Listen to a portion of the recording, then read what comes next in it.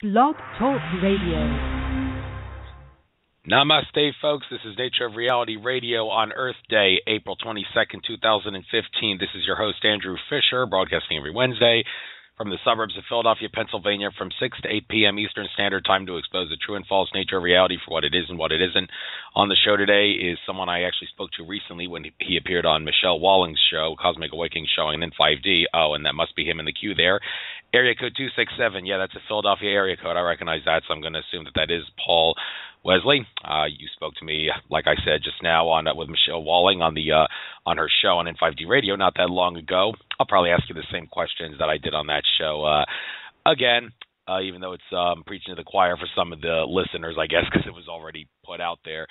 I got to get a 2-hour show in, so I might as well ask you those things again. But anyway, Paul Wesley, like I said, he's a Philadelphian like me. I live in the suburbs, but I was born in the city, so I can call myself a city boy. Paul Wesley, also known as Truthchaser, is an activist, universalist, and a self-empowered coach who stresses the importance of understanding the matrix and love vibration. He also spent some time living with Mark Passio, so I guess Mark Passio's work might come up in conversation a few times in this show. I did see Mark Passio recently at that Free Your Mind 3 conference in Langhorne a couple weekends ago. That was an experience to remember.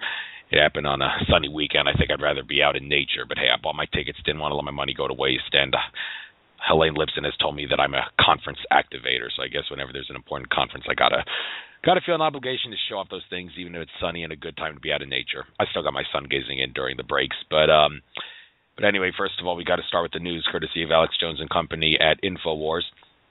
First article: feminists shut down Prevent Rape campaign promoted by the police. The feminists claim the campaign advocated victim blaming.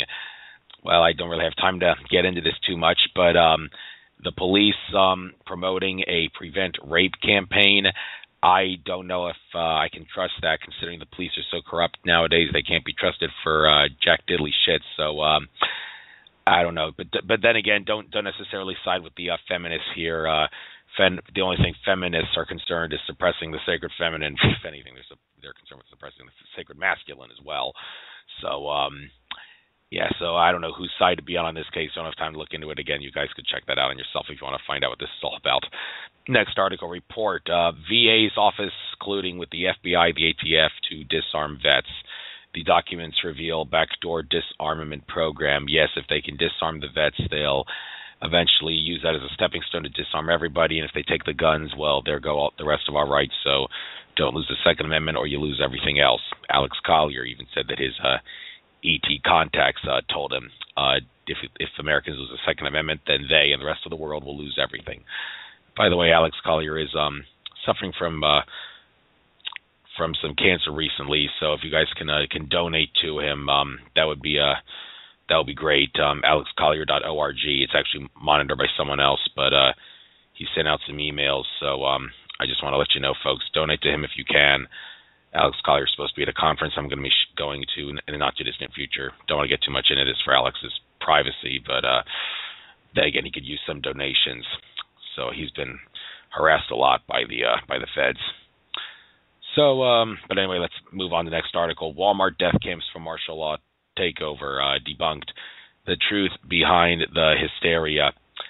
Well, this whole thing about Walmart death camps being used for as like FEMA camps, the Walmart stores on the whole shut down recently because of because of plumbing problems, as Walmart claims, which is absolutely absurd. It's I don't know why the word debunked here is in parentheses exactly, but Mr. Cat Eye on his channel, he had a video in which he talks about some codes and everything that suggest that Walmart is going to be used. The shutdown is prepare the Walmarts to have them used as FEMA camps.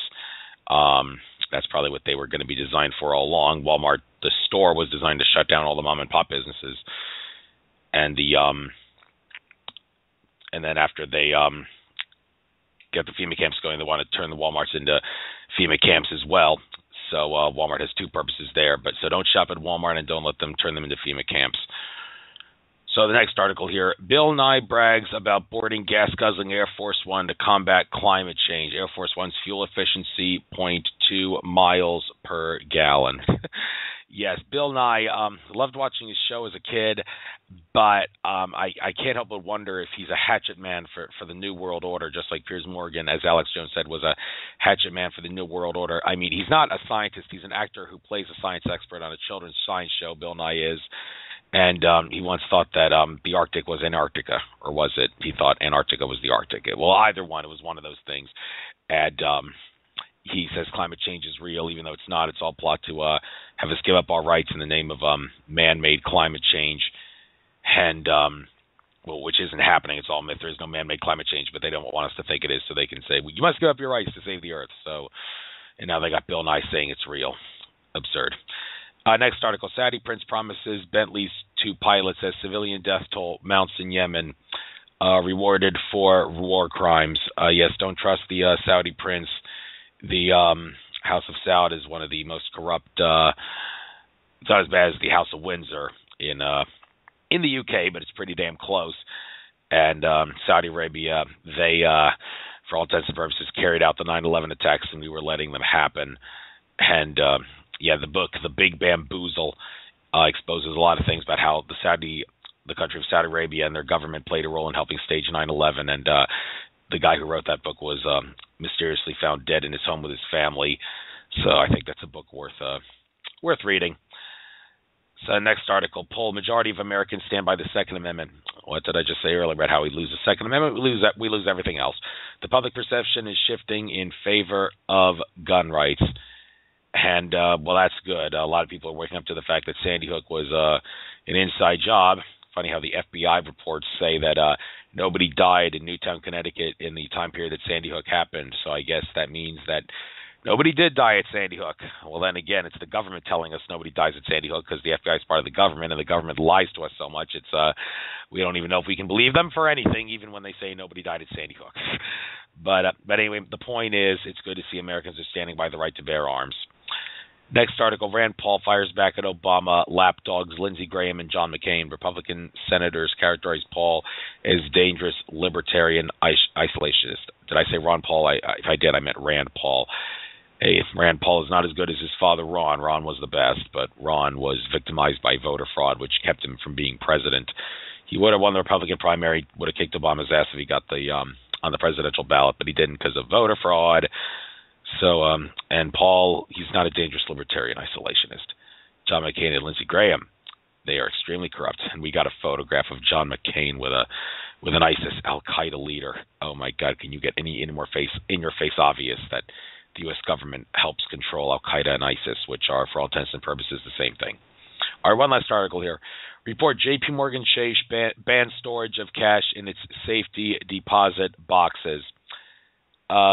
Yes, the storage of cash is banned.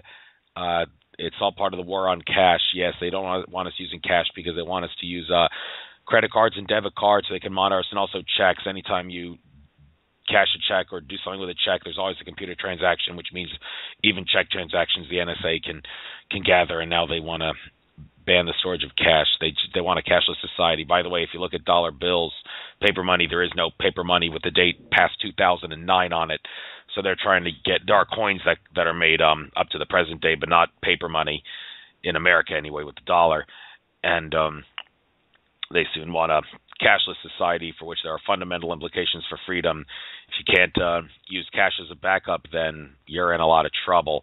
I mean, there probably would be cash even in a cashless society because they would need to run an underground market and such, but you'd have to go through all sorts of invasive procedures to get the cash, and we don't want that. So let's try not to let that happen. But anyway, we are on a positive timeline, folks, so don't let all this doom and gloom fool you. We are on a positive timeline, as many say, so the powers that be will never be able to fully take over. But let me just get a quick drink of water here, and then I'll let Paul on the show.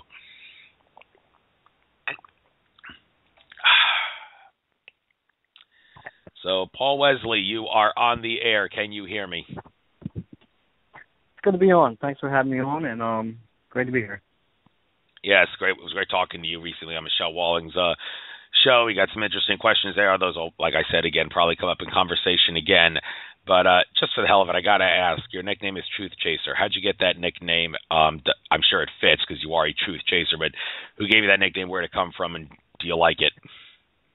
I love it. I mean, when I was younger as a kid, my mom used to always call me her little prince.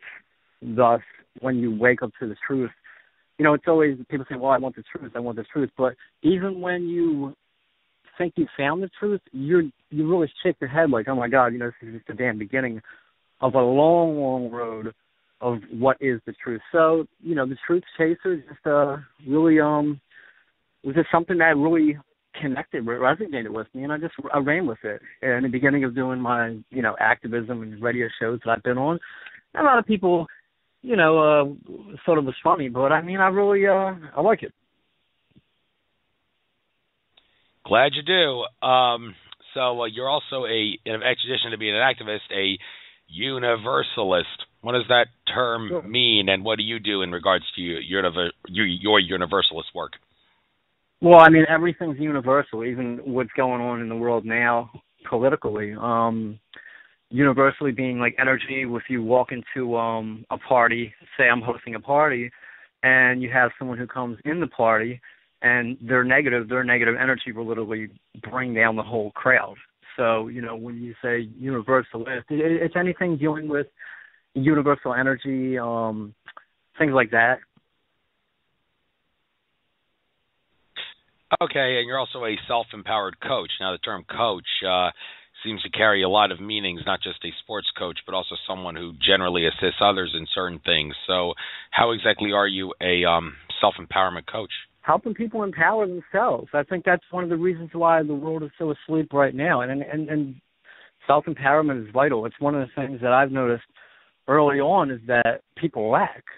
So any chance I can, I'm trying to raise the awareness of self-empowerment. So that in alone is kind of helping coach people to not only empower themselves but empower others. Like we can do radio shows all we want, but if the listeners don't want to go ahead and empower themselves to say, hey, look, I'm going to take what I've resonated with on this show tonight and empower others, because really knowledge isn't power.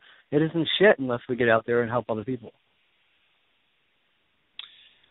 All right, well said. I guess we'll talk a little bit about how the city of Philadelphia has been victimized by the Matrix. I mean, one of the most obvious signs that Philadelphia is under the thumb of banking and corporate welfare. I mean, just go to Independence Park, and you can see there's the Federal Reserve on one end, Wells Fargo on another, and so I think a couple of other banks around there in the area, and a couple of other things that basically say in your face, this is the banks are taking over, the corporations are taking over, and everything like that.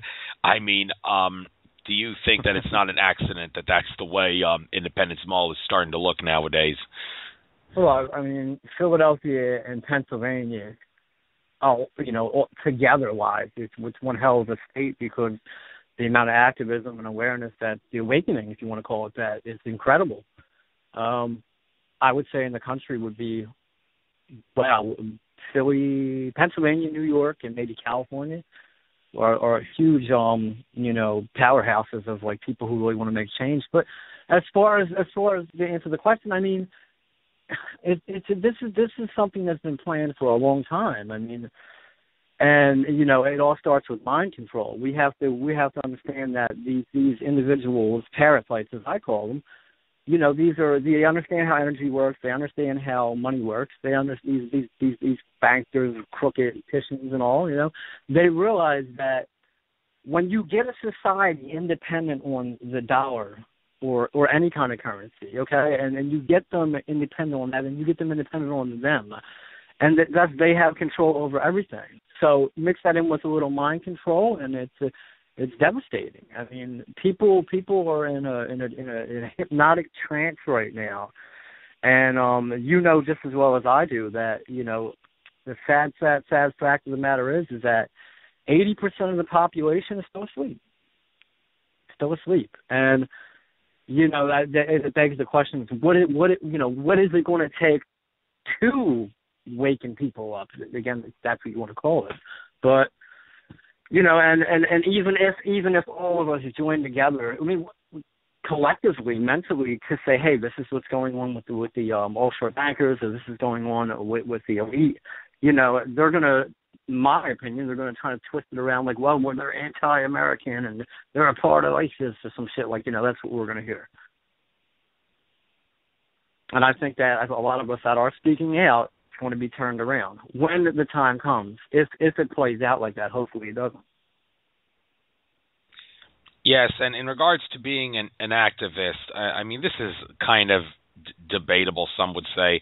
I mean, those in the New Age community, well, not necessarily the New Age community, but even people that are spiritual but not New Age, well, assert they're not New Age, would say don't be an activist, because if you are active, then you're basically doing something with, like Alex Jones with the bullhorn, you're giving them your attention, which means you're giving them your energy. Right. But I'm sure people like Mark Passio would assert that, well, he definitely would assert that, because that's, for one, that's what his 7-hour presentation, New Age Deception and the Suppression of the Sacred Masculine, was about, that if you are not going to be an activist, you're suppressing the Sacred Masculine, and you're giving them even more power by ignoring them. So in regards to this whole issue of how you're going to be active, you're going to give them your energy, which means you're going to give them your power by giving them your attention.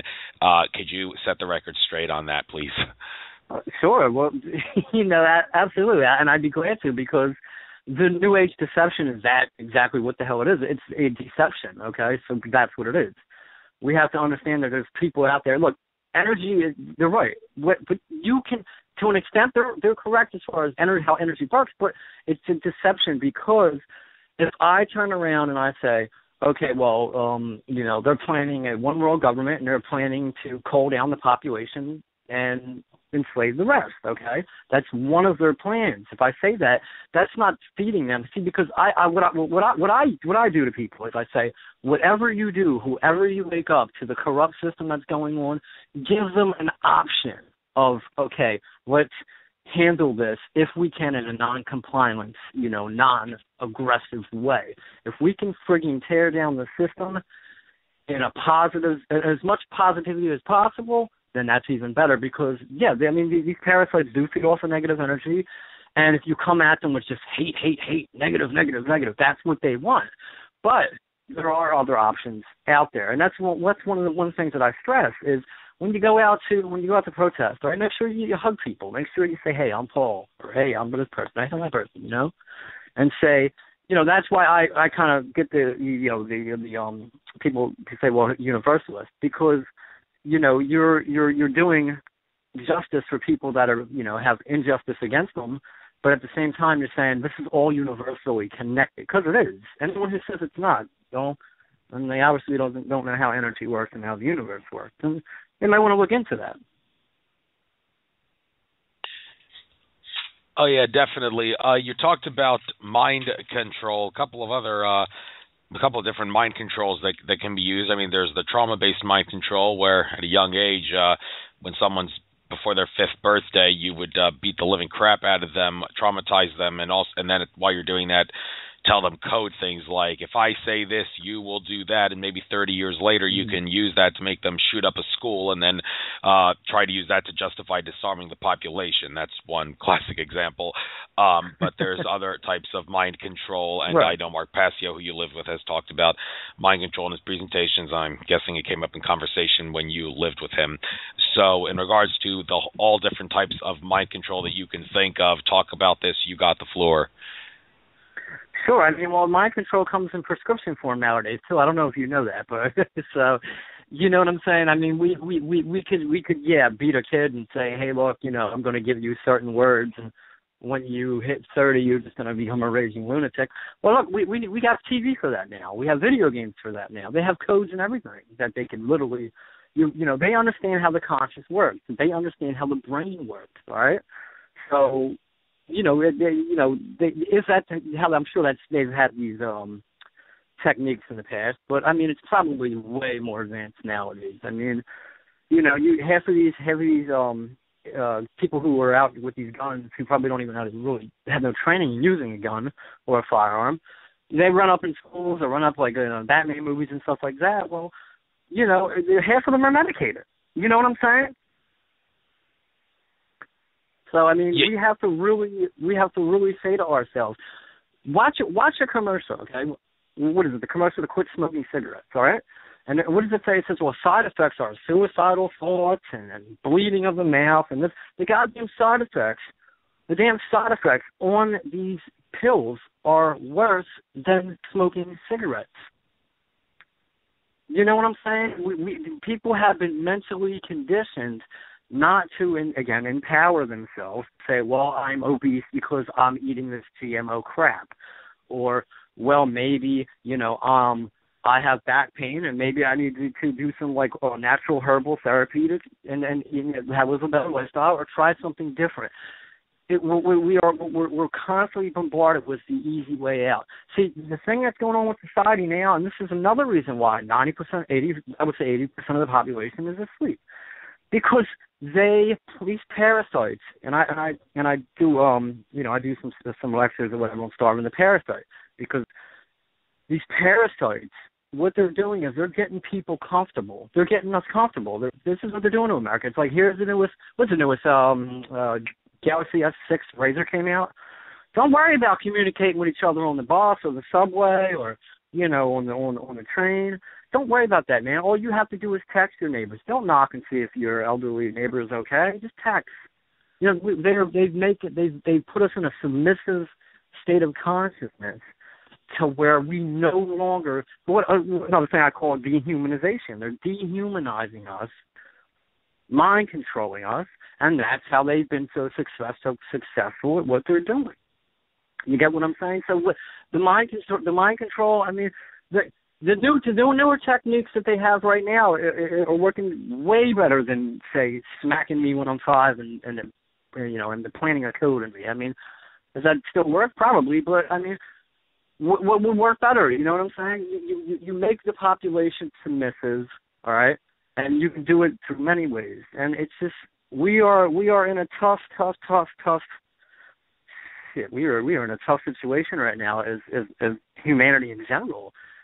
And we can get into taking our guns away, like you were talking about earlier, and different things like that. I mean, there's multiple ways that they're staging to do this. It's not just one thing. And as a gun owner myself, I mean, I've been stockpiling ammo, getting ready, because it's going to go down. But it's the question is how it's going to go down. That's the question. What do you think? All right, let's switch gears a little bit. I noticed one of your Facebook avatars. Well, you changed it recently, but the old one, when I spoke to you when you were on Michelle Walling's show, was when you were at Ground Zero talking about 9/11. I guess I'll ask you once again the same thing I did with Michelle. But before I do that, what are the things about 9/11 that you are specifically most concerned about in regards to waking up those people who still haven't woken up after all these years? One of my most concerns are that what we're up against is one of my most concerns. I mean, yes, it's a tragedy what happened, but one of my major concerns, well, two of my major concerns are, one, what we're up against, because any parasite, and I keep going back to the word parasite, any sick parasitical mindset that is bold enough to do this mass sacrificial thing that they've done, all right, that bothers me, because that I'm up against. I'm obviously living with something or that is completely frigging evil. And number two is, what is it going to take, to really wake people up? I mean, that's a big concern of mine also, because if you can come up to someone in their face. And I've done this in my group, where I've had proof after proof after proof after document after one link will give you a shitload of documents, okay? And people would just be like, I refuse to believe it. It was the Towelheads who did it. They brought them towers down. God bless our God Bush, and that's how it is. That's one of my biggest concerns, is waking people up, because they are so submissive right now mentally. And it's rough, man. It's looking very rough, and those of us like you and myself who speak out, well, we already know. So what's going to happen with that? So I mean, that are my two major concerns. One would be the type of individual that we're dealing with, and the other, waking people up, or how to wake them up.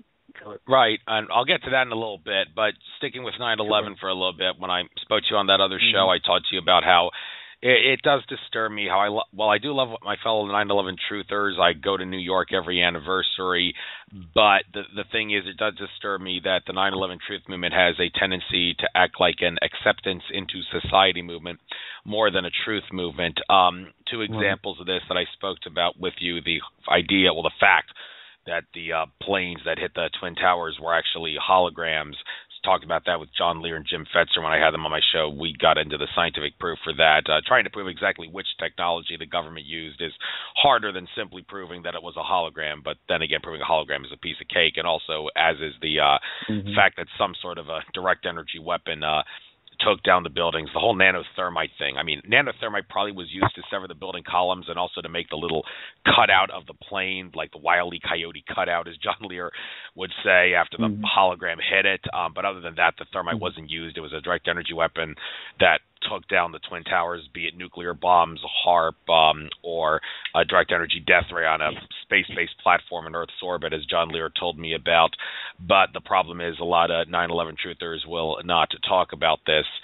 Case in point, a couple of years ago, a caller called into the Alex Jones show and said, I think John Lear is right when he says the planes were holograms, and it makes perfect sense because the plane disappears into the South Tower and it doesn't slow down as it disappears into the South Tower. What do you think, Alex? And Alex Jones refused to talk about it because he feared it would discredit the 9/11 truth movement. And speaking of which, when I had Andrew Bashago on my show, he told me the 9/11 truth movement has given him so much hell ever since he's gone on his crusade to tell the world that the U.S. government knew 9/11 was going to happen back in 1971 because they used their time travel technology that DARPA was using to look into the future to see the planes hit the Twin Towers on an alternate timeline.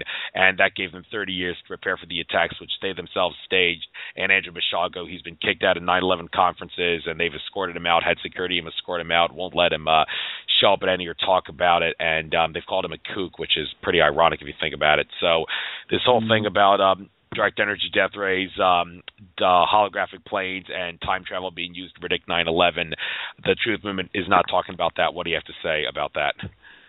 Yeah, I mean, this is why we're in the situation that we're in right now.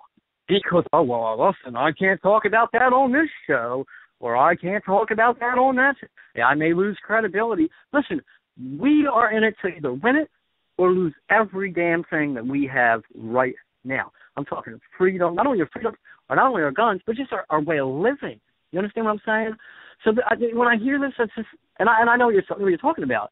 I mean, come on. Like, I don't want to talk about this. This is one of the things that I do. I don't care what people think, because we're beyond caring. We're beyond going to protests and nice suits and ties to be presentable. You understand? I didn't continue coming as far as I did getting a rat's ass what people think. And this is why I continue to do what I do, because I know the end game. You know the end game, okay? And that's what I'm saying, that we have to stop this. Because all we're doing is hurting people who need the real information and the real truth. And another thing is, that's where I get to universalism, okay? Because when we're talking about, well, hey, look, truthers, this is how it really went down, then people have to think. People have to actually uncondition their minds and say, well, there may be a possibility that shit from space and holographic planes flew through. And look, people are just waking up to, wow, the government is a satanic lunacy, parasitical people or entities that want to literally imprison the planet. They're just waking up to that. And then when you get into it's just so. Do I think it's a possibility? Absolutely. We have the technology to do it. All I know is they brought down the towers. I didn't investigate too deep into the whole holographic thing. But it's possible. You understand what I'm saying? It's plausible, and I wouldn't put it past them. And you were saying that you had done interviews where the proof was there. So there you go. But it's just people.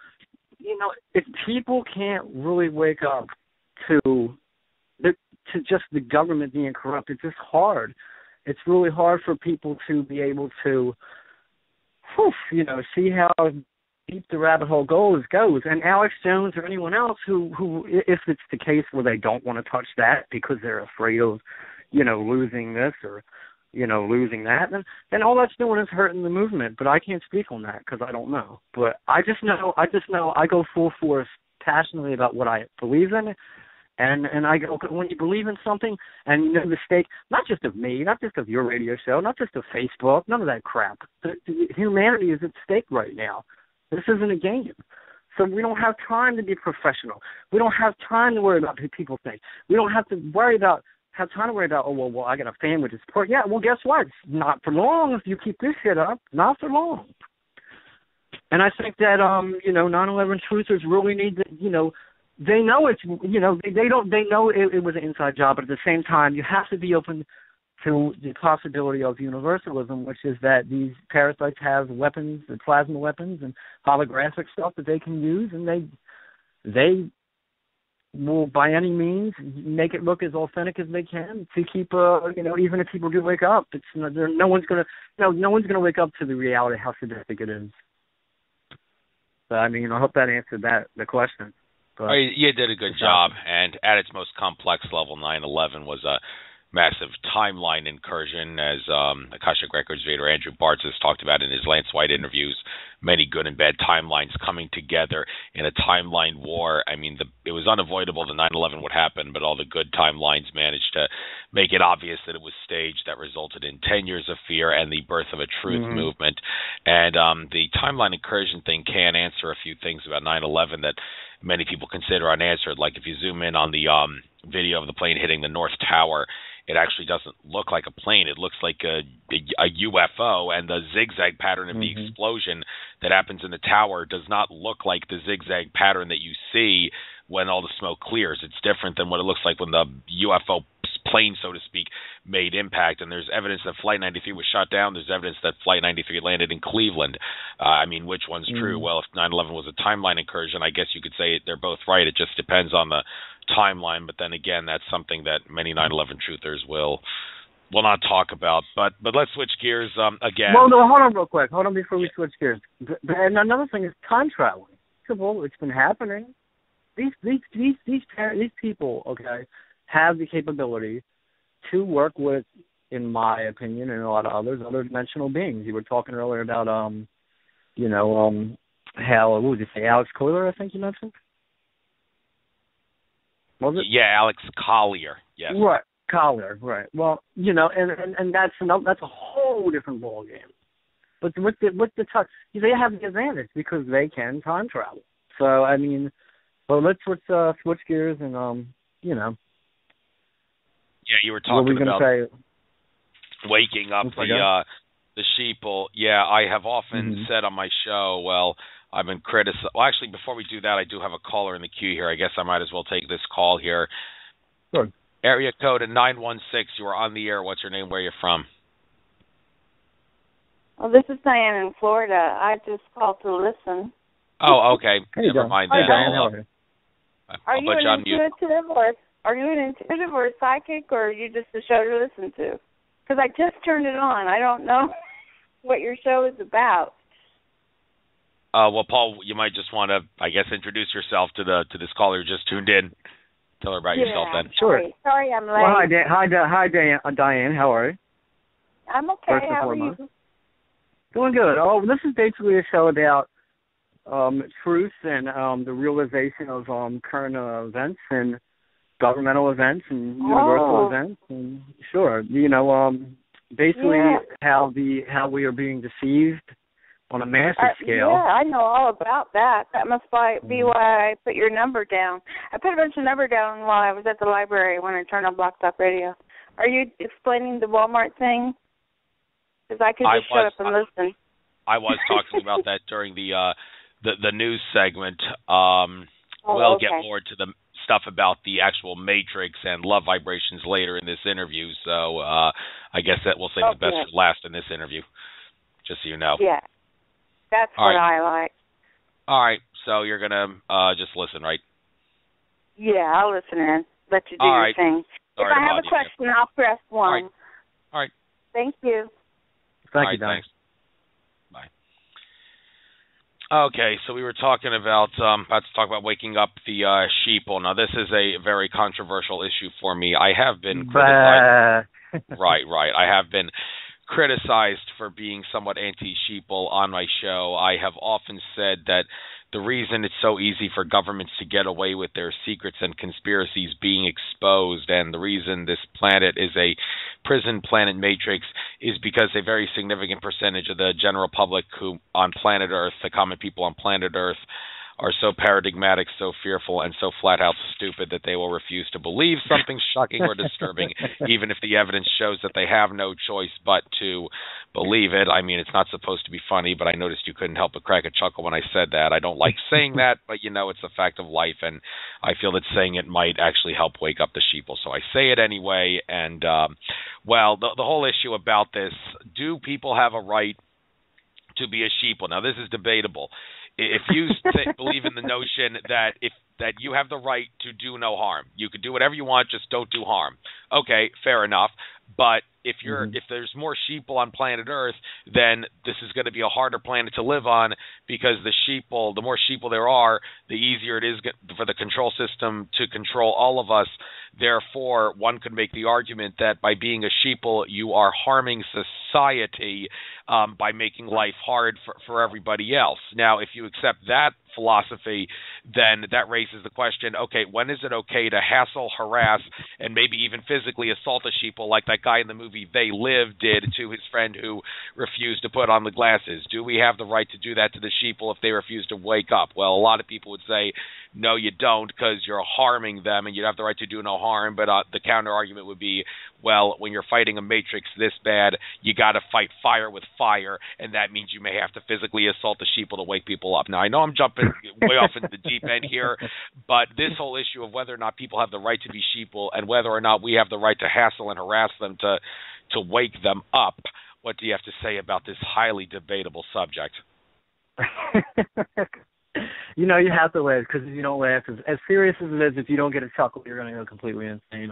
But I don't think anyone has the right to physically hit any sheeple with a stick or harm anybody. I mean, but I think it's our obligated duty. It's anyone's obligated duty to, if you are, if I live in a village and I see someone poisoning the water in the village, and everyone says, "Oh, you're full of crap," it becomes my obligated duty to protect my fellow man, woman, and whoever else lives on this rock we call Earth. That's peaceful. I mean, it's my obligation and our job to wake people up. Absolutely, but at the same time, I mean, all I do is I'll give you the knowledge. I'll say, hey, this is what's going on. Investigate it, check it out. Don't believe, and I want to say it to all the listeners, don't believe anything I say on the show tonight, okay? Take what resonates and hits the spot, and whatever doesn't, then throw away. All right? If you don't believe it or it doesn't hit the spot, well, then fine. Hopefully some does, and that's what I do when I try to wake up people or the sheeple. I say, hey, listen, this is what's going on. This is what's going on, and this is how it's going on. And now you are empowered with the knowledge. Now, if you decide to say, well, I don't want to do anything with the information that was given to me, well, then you're worse than the ones doing it, in my opinion. There's nothing worse than giving someone knowledge and they saying, well, shit's really messed up. But I'm going to, continue to go to bars every night. It's not that it's bad to have a social life, but, I'm just going to ignore everything, go to bars, play games, and, put my tail between my legs and become, ignorant to what's going on. And, people really have to, learn it's okay to wake up the masses. But physically, I disagree. But it's okay to wake people up. But, that's our duty. Anyone who has information on what's going on the mass scale of what's going on in this prison planet that we live in, you have to make it your duty. The ones I feel bad for are the ones who don't know what's going on. You understand? They're the ones I feel bad for. And then you have people who do know what's going on, the sheeple, who or say they're awake, but they do nothing with the information. Like we see Facebook groups. Well, this is going on with GMOs, or that's going on, poisoning our food, blah, blah, blah. And they just continuously keep swapping spit in the same damn group. Meanwhile, none of them are on ESPN or WWE or any of the food networks. I mean, if we hit the search button on Facebook, you'll see massive amounts of people that are on ESPN right now, and we already know if we post on their page, they're going to shut us down. So you make comments, because what's there, like 2,000 or 3,000 comments on this shit that we see, that senseless garbage that they mind control our kids with. So you get on there and you say, hey, look, 9/11 was an inside job, and we're going to round us up and take away our rights, and you leave links, okay? Every time they post something, you leave a link. I mean, instead of posting, and it just seems that either these groups are what's that, agent provocateurs? I stutter, but you may hear me stutter on the show, but either the agent provocateurs who are controlling these groups or people who are really still asleep, because in order to say you're truly awakened and you're ready to awaken the sheep or the herd or anyone, you're never truly awakened unless you are prepared to say, I have this knowledge and I am prepared to do whatever it takes to get it out there. That's all we can do. We can't kick them or cuss them or get mad. Listen, I get mad as hell when I get coffee thrown at me if I'm standing out handing out pamphlets. You lunatic, you lunatic, or all that stuff. But in the end, I'm doing my job to give people that are asleep in the herd the opportunity to help others. And, that's what it all comes down to. Physically, I would have to disagree with, but, All right. You talked about population control earlier. Now, this is another subject that's kind of debatable. Most people would say, yeah, the powers that be, the Illuminati bloodlines, they want to depopulate the Earth by at least 80%. Well, it's almost certainly more, but 80% according to UN documents, and then microchip everybody else that's still alive. Other people have asserted that that's only true with the minority of the control system factions. The majority of the control system factions actually would prefer not to depopulate the Earth. They would actually prefer to microchip all of humanity if they could, without killing all of humanity, and then take away the free will of humanity to make us use our free will for strictly malevolent purposes, so the powers that be can create a cosmic galactic war machine like the Galactic Empire from Star Wars, and they would like to use humans as their soldiers in this cosmic war machine that they want to create as part of their taking over, colonizing space, and they wouldn't want to depopulate humanity to do that because that would mean less space soldiers to use in their cosmic war machine. So this idea that the majority of the Illuminati factions want to turn humanity into a cosmic war machine, do you think there might be some truth to that? Well, I mean, no matter how big or small wanted to populate the planet, whether it's a small faction or a big faction, it has to be stopped at all costs.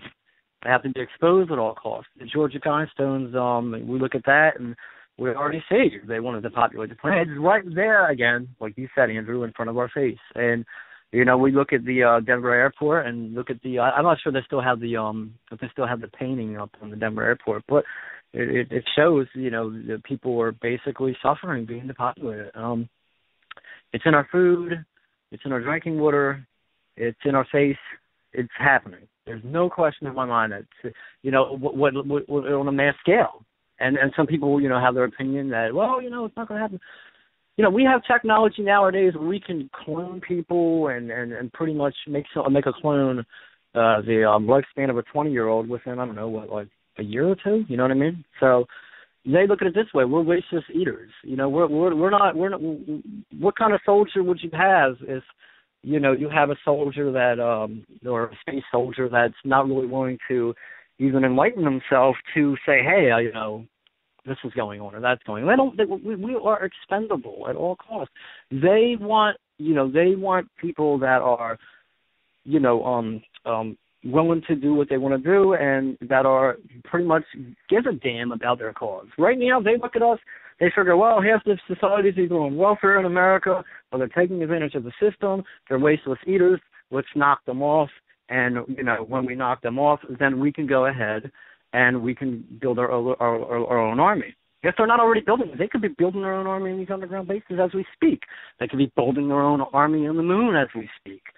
You know what I'm saying? They're already saying about, hey, we want to go to Mars and all this crap. So, you know, knock down the population that you consider. I mean, these people think they're God. So knock down the population that you consider wasteful leaders and take it from there. And it's happening. So, you know, I hope that answers the question. Oh yes, you did. You did a good job. Since we're Philadelphians, I think it only makes sense to talk about the American Revolution and the Founding Fathers for a little bit, because Americans seem to look back at that as a sign of inspiration. But if you think about it, it's kind of doesn't make sense to do that, because in the end, the American Revolution was just one great big illusion. It was a great big Illuminati experiment to see if they could convert America from a prison with bars into a prison without bars, to see if they can control people more easily by making people think that they are free. And the Founding Fathers may have had good intentions for everybody, but in the end they were innocent pawns in this conspiracy. They were trying to fight for everybody's freedom, but they had no idea that after doing everything that they did to fight for our freedom, that their Illuminati masters were going to betray them and the American people by, over the course of time, taking away our rights little by little.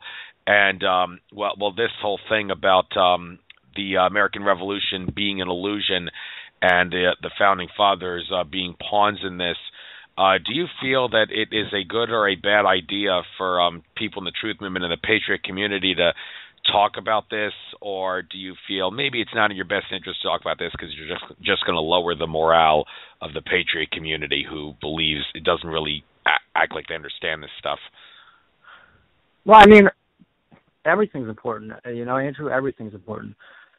Again, it goes back to universalism and understand how the conscience and the mind works, and these Illuminati puppets or whatever, you know, masters that they would have called themselves that.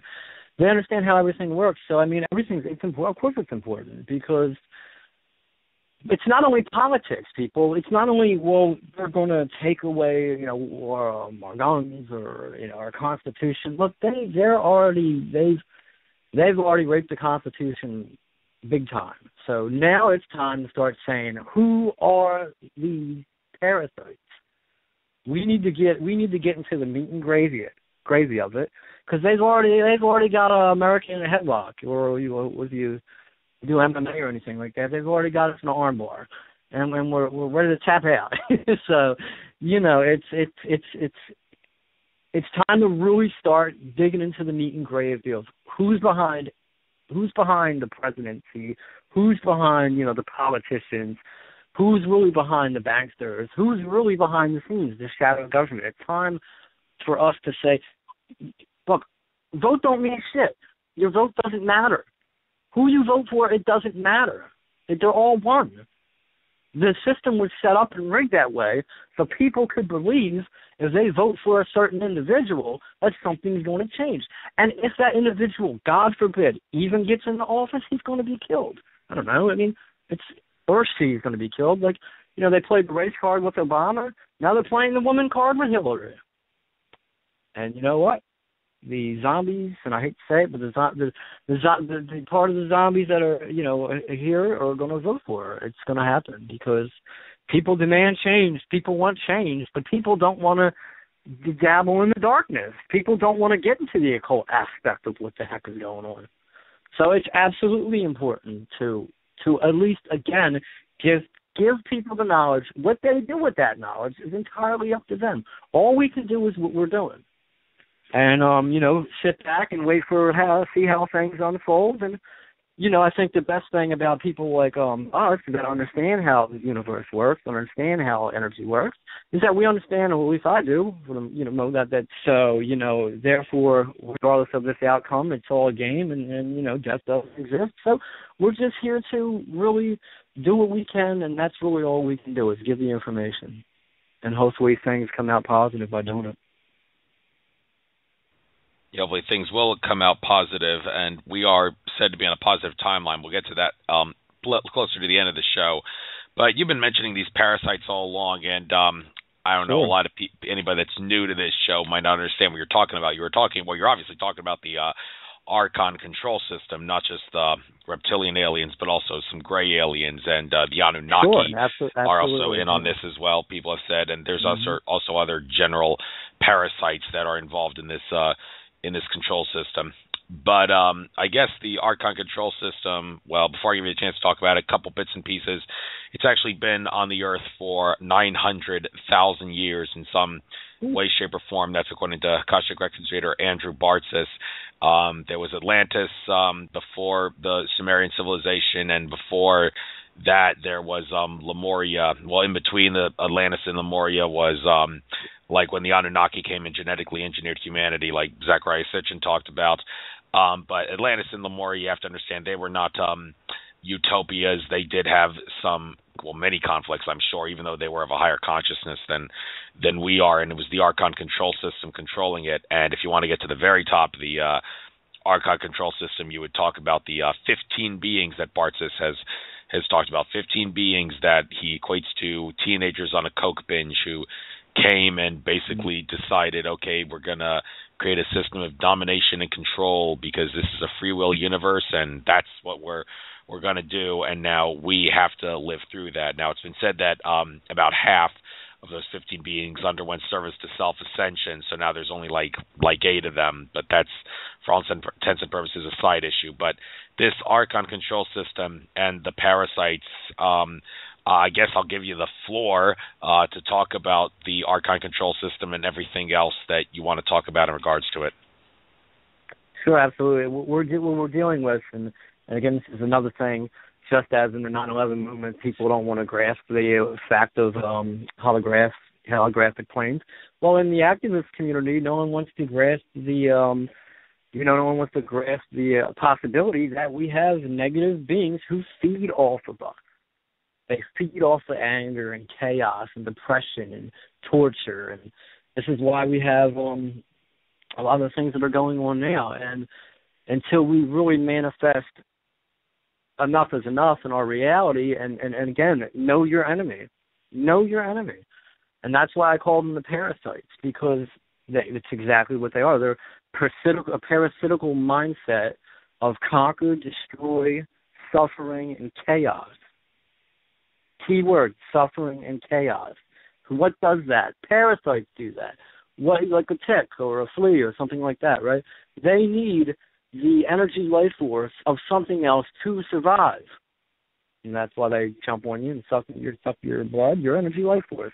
And that's what we're dealing with. We're dealing with energy life force sucking parasitical people and beings that are hell-bent on enslaving this planet, enslaving us even more. And once we're microchipped, that's it. That's game over. And I'm not a big Bible thumper myself, but they do talk about the mark of the beast, and I will not be around to see that. So, good luck to all you slaves and sheeple who want to submit to it, because when that happens, I mean, that's it. But we're basically dealing with a parasite. A parasite is these are energy sucking beings.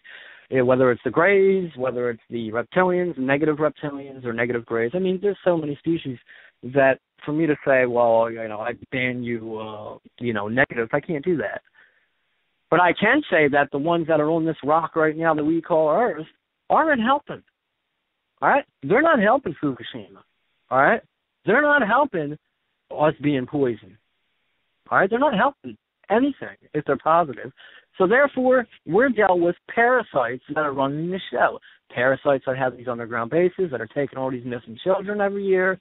Parasites that have been abducting people without their galactic free will, if you want to say. All right? That's what we're dealing with. And I don't want to hear some of the New Agers who say, oh, well, you signed a soul contract. You know what? I don't want to hear about no damn soul contract.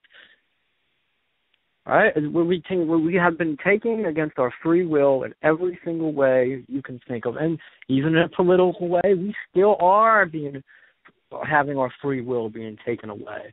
And again, that these are parasites. So when I say that, the parasite, I mean exactly that. These Bohemian Grove members who like to molest and torture children, who like to burn them at the stake or whatever they burn them on, all right, who like to have their underground bases with their naked gay parties or whatever they want to do. Not that there's anything wrong with being gay, but, they have some freaky, nasty, satanic rituals that they do there. And they take people against children and against their free will. So therefore, they are parasites. And we can get into the list of the presidents who belong to the groups, who sacrifice people. That is a parasitical mindset. So that's one of the main reasons why I call not only these puppets in power, but also the other entities that are going along with the show. That's why I call them parasites. Thank you very much for getting into that. Let's switch gears for a little moment. Since it's Earth Day, I guess it only makes sense to talk about what an activist like you feels about getting in tune with nature and doing things to keep Mother Earth healthy and all that stuff. So, if nature's not your thing, I'd like to encourage you to become in tune with nature. I've gotten in tune with nature over the past couple of years, and I can honestly say it's done me very, very good. So I guess the significance of Earth Day and what it's all about for caring for Mother Earth, what would you like to see the activist community do about that? I think I would not only the activist community, but humanity in general. Again, when I get into what I said earlier about dehumanization, if you live in the inner city like I do and many others do, go out to your local park, or like Pennypack Park, or go to Upper PA or wherever where you're in the forest area, and just connect and be one with the planet. You know what I mean? It really is feels like, how I can explain it would be a weight coming off. You feel at peace when there's nothing but you and the planet. It kind of like my vacation. I'll take the kid and we'll go up to Pennypack and we'll sit by the stream and see the water go by and the fish go by, and it's breathtaking. And if not only that, but if you want to plant some seeds and flowers and stuff like that, if you're into meditating, do that, and talk to the planet. Literally touch a tree, and people are going to say, "Well, he's getting a little whiskey here," but no, touch a tree, and because the planet is alive, and the elite know this, but that's a whole different ballgame what they're doing to cause chaos on the planet. But that's that's a couple things that I usually do. I didn't get really get a chance to do too much today, obviously, but Earth Day is every day if you want to make it every day, and not only activists but everybody. I encourage everybody to get out there and be one with the planet and make it a thing.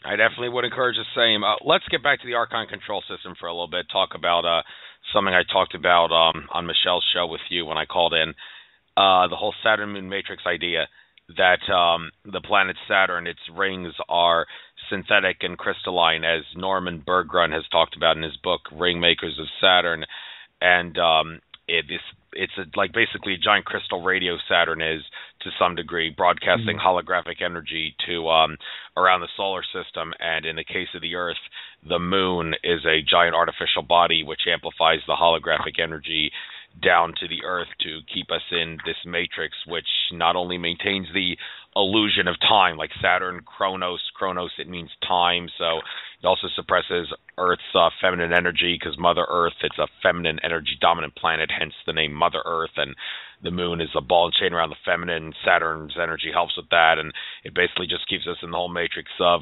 get up, go to work, come home, eat dinner, watch TV, go to bed, get up, go to work, do the same thing 5 out of 7 days a week. So that whole Saturn Moon Matrix idea, are you willing to accept that, or do you think, no, I need to look a lot further into this to believe something like that? I'm not willing to accept anything unless I do my own research on it. And I really haven't done a lot of research on the Saturn subject, but I'm going to. Is it a possibility? Absolutely. Absolutely. And that's one of the things that I encourage all the viewers to go by. Do your own research. Just because we're on here talking about this and that doesn't make it true. This is the stuff that we believe to be true. And for some of us, we've done a lot of research, and you may say, whoa, he's done a lot of research. He's written 3 books, but that doesn't make it true. Okay? So, yeah, I mean, that's something I'm definitely open to.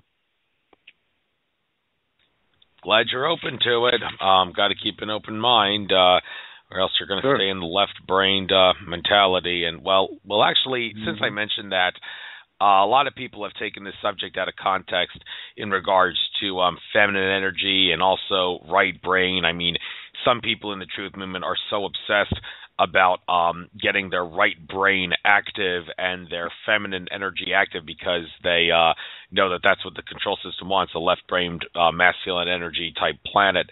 But you don't want the feminine part and the right brain to be dominant. What you want to do is create a balance between the left brain and the right brain and the masculine and the feminine energy. And if you're too feminine energy dominant and too right brain dominant, then you're going to have problems. I don't know how much you looked into this, but do you have any general advice for all those people who don't understand or are having trouble understanding the fact that you got to have a balance and not make one side more dominant than the other? Well, I mean, it's kind of plain and simple. Balance is key. Anything other than balance is chaos.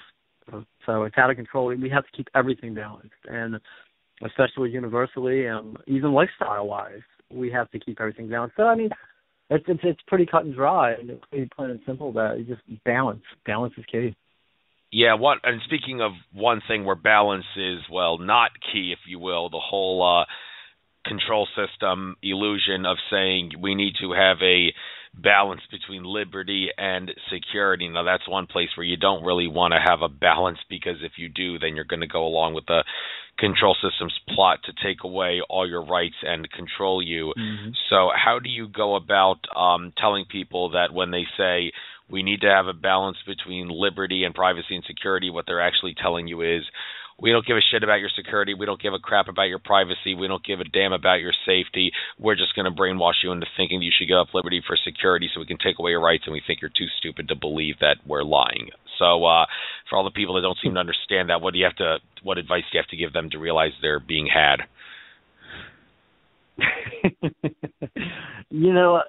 Wow, that's a good question. Research.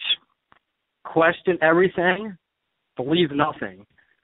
All right? Once you already catch government with his hand in the cookie jar trying to take away any rights, anything after that, question. Don't believe anything. And that goes back to self-empowerment. I mean, because, if I catch somebody putting their hand in my cookie jar, I'm going to slap it and know that they're a thief, and I'm not going to trust them again. So anything that they do or say, it's going to be like, yeah, nah, no way, So my advice would be question everything. Take everything with a grain of salt and empower yourself. Because if you don't empower yourself, guess what? Uncle Sam is going to empower. He's going to take your power. Yeah, he would. And one area of the government that I think everybody should be concerned about, the number one thing is, it's debatable. The right to bear arms and the microchip. I mean, if we lose right to bear arms, we lose everything. And if we get microchipped, then there goes free will entirely. So I guess it's a toss-up there. More than free will, my friend. More than free will. Right. So, but also the whole NSA surveillance system, because the NSA surveillance system is in many ways the keystone that holds the arch of tyranny together. Because if you're spying on everybody, then that gives you the opportunity to blackmail someone in the event that anyone steps out of line and does something the government doesn't like. They can say, access the NSA surveillance system, find something that guy did in his past that we can use to discredit him, and then we'll discredit him. That's one thing. They can also use it to predict the future, to make money on Wall Street, see what people are going to do. You can cheat on Wall Street because you know what people are going to do and make more money. That's one way the bankers and such get involved with the NSA surveillance system. And, just generally keeping people in control. I mean, Edward Snowden, I was told by Sherry Edwards, voice analyst specialist, acoustic voice expert on my show, that I asked her, why isn't Edward Snowden just releasing everything at once? I mean, why can't he do that? And she told me, based on what I've seen from analyzing his voice, he's using the information that he has, the whistleblower information that he can blow the whistle on, as a shield, a cloak around him, basically telling everyone, if you do something to try to harm me, if you try to hurt me or come after me, I am going to release something that will make you look bad, so stay the hell away from me. But I really don't know if that's a good way to do it. I'm also inclined to believe that maybe Edward Snowden doesn't want to release everything because he, again, doesn't think people can handle the truth. I mean, Alex Collier, he said that when he I know I'm seeming to be digressing here, but Alex Collier said that when he approached Richard C. Hoagland in the early 90s after Hoagland gave his Cydonia presentation about ancient structures on Mars that were artificial, he asked Richard Hoagland, so why won't you tell the world the moon is artificial? And he claims that Hoagland's response was, because I'm not ready to.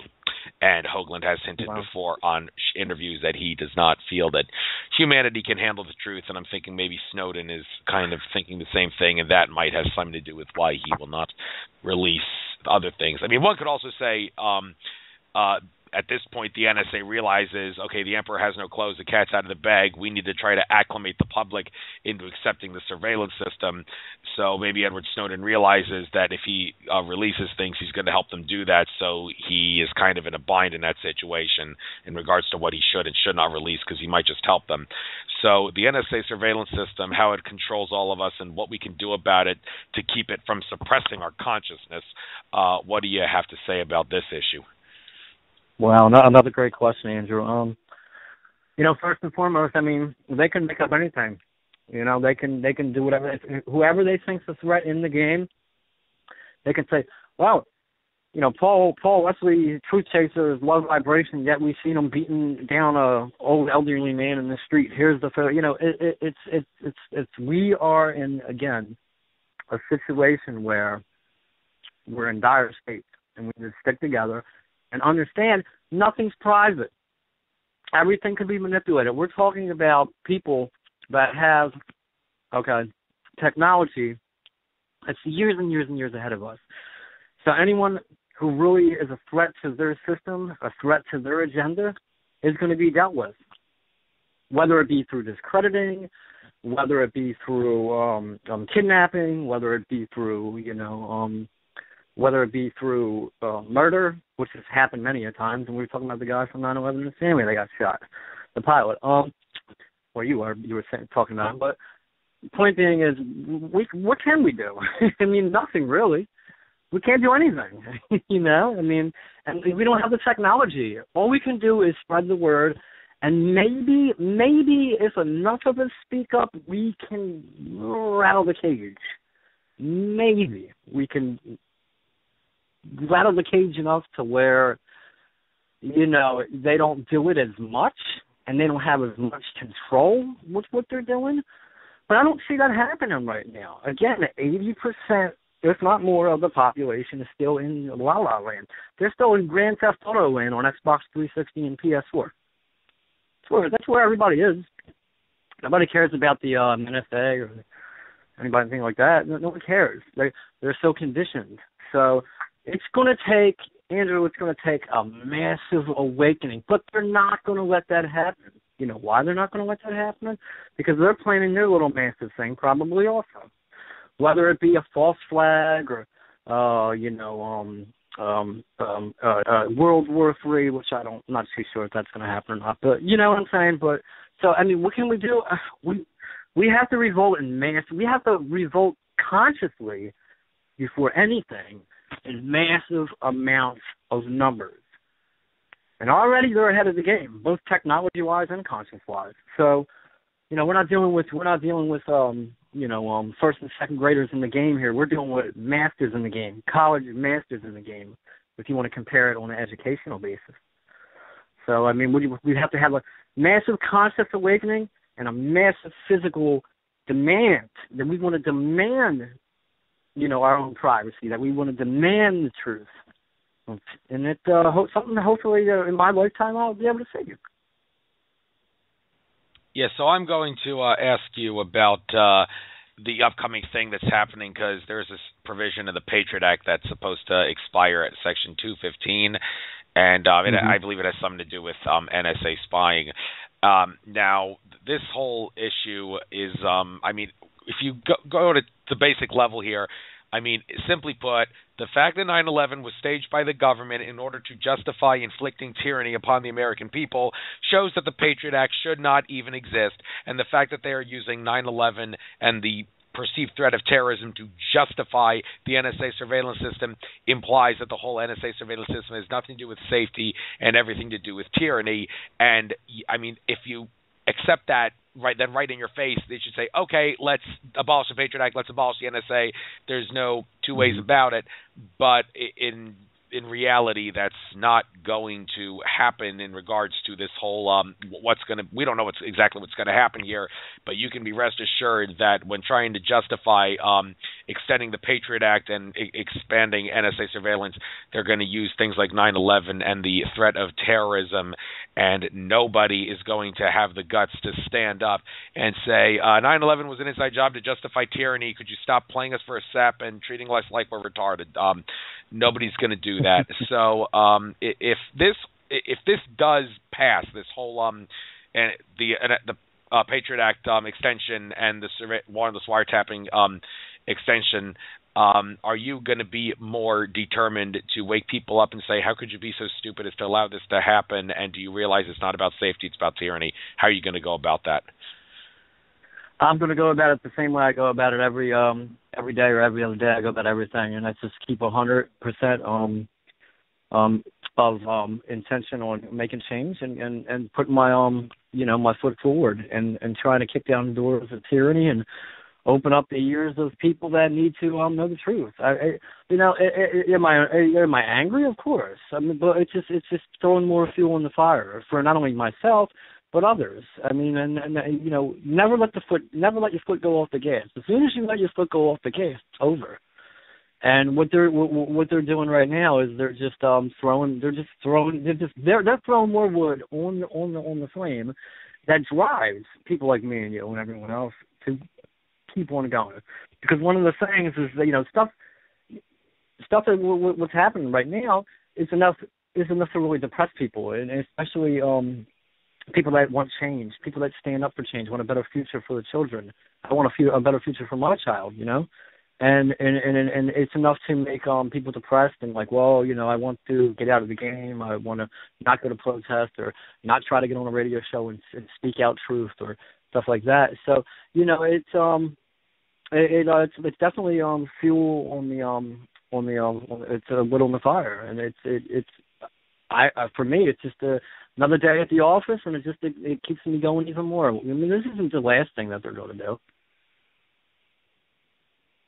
It's not the last one. Yeah, it definitely won't be the last thing. And some people say that the control system is cannibalized itself so much that at this point they have to throw the kitchen sink at us in terms of outrageous tyranny. There was that recent Supreme Court case, Hine versus North Carolina, where for all intents and purposes the Supreme Court decided that law enforcement and government personnel have the right to use the ignorance of the law excuse whenever they go about violating people's Fourth Amendment and other amendment rights. And, that just shows how crazy the world is, because we, the common people... Not only that, Andrew, but they're going against filming cops now.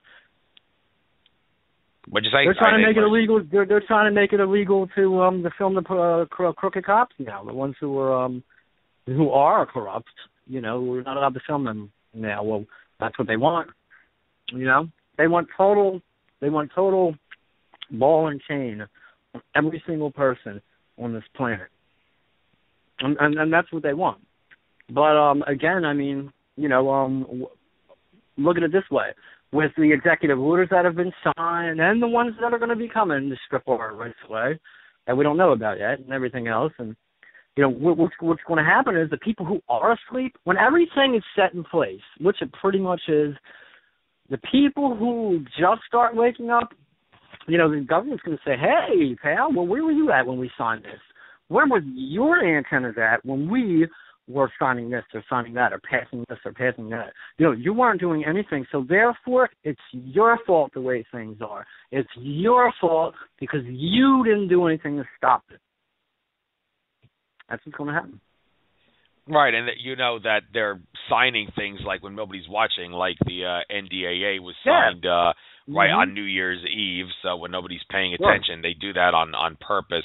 I mean, this whole thing about the government signing and Obama signing executive orders and all, people need to wake up to the fact the President of the United States does not have authority to sign executive orders that apply outside the executive branch of government. I mean, some executive orders that he signed seem to be okay, like Executive Order 13526, Section 1.7, says that the government does not have authority to classify things in order to conceal government wrongdoing, which they violate at every turn. But, I mean, even though on the face of it, it seems like a nice executive order, you have to understand Obama doesn't have authority to sign such an order because it applies outside the executive branch. And even more significant, the federal government of the United States does not have authority to pass laws that affect the common people of the several states.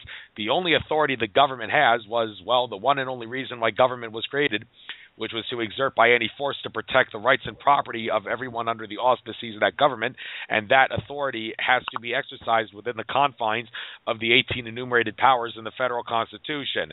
But yet, if you told someone the federal government does not have authority to pass laws that affect the common people of the several states, a lot of people would say, what the hell are you talking about? Where have you been? Well, the government hasn't been abusing its authority, and we are, like, too apathetic to realize it. So, I mean, have you ever tried telling people that the government, in general, when you tell the people that the government does not have authority to do something that they're doing, what kind of responses do you usually get? Do you usually get a response of apathy or a response of government does whatever it wants to? What? I get. Nah, man, Obama's cool.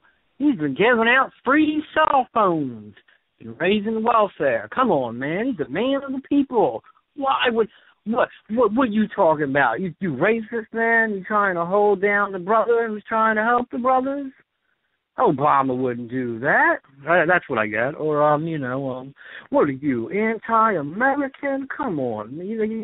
You get the typical sheepish answer. Because, again, giving knowledge is one thing, but, people, the hard part is for people to empower themselves.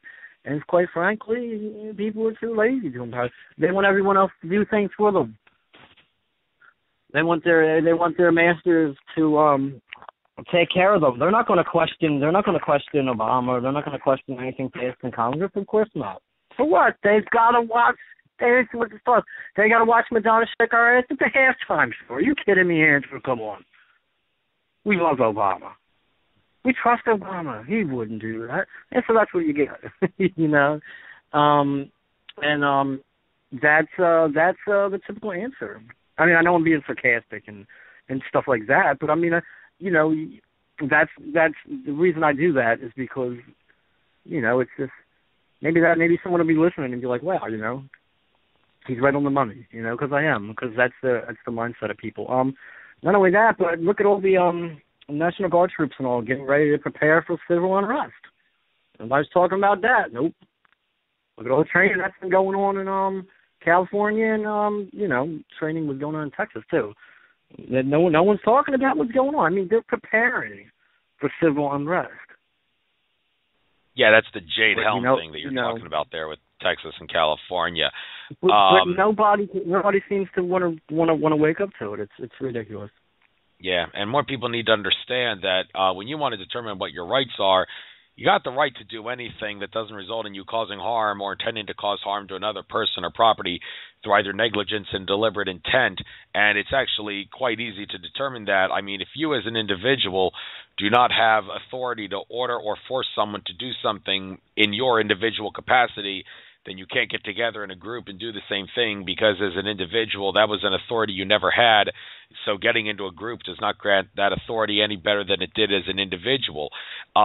So our government, which is a group of individuals, their authority cannot exceed the authority of anybody in the general public, and that ties in directly with Mark Passio's work, because at the recent Free Your Mind conference, Mark Passio was showing some news interview where this guy was telling someone in government, listen, bub, if the common people don't have authority to do something, then they cannot delegate that authority to their representatives in government. And then eventually the person in government who he was talking to said, sir, let's just agree to disagree. Well, by saying let's agree to disagree, he showed he has no common sense. But I guess on that note, we might as well, since we got about 40 minutes left in the show, talk a little about the work of Mark Passio that you specifically are familiar with and maybe became familiar with when you got to live with him, and then we'll try to end on a very positive note with the love vibration stuff that you talk about. So you lived with Mark Passio. I don't know to what extent the research that he did you got familiar with, but some of the key things that he's talked about in his research that you personally think are significant, you got the floor on this. Talk all you want about it. What do you have to see in his work that you think is key? Well, I mean, hats off to Mark for all the hard work he does, and that's one of the reasons why I stated earlier that Pennsylvania is a really, really good, booming activist and universalist state. A lot of awakened individuals in the state of Pennsylvania, including yourself. One of the things that really got me with him was just how awake the guy was. And meeting him in his house, he was, open arms. Really just willing to share his knowledge with the rest of the world. Anyone who really wants to empower themselves.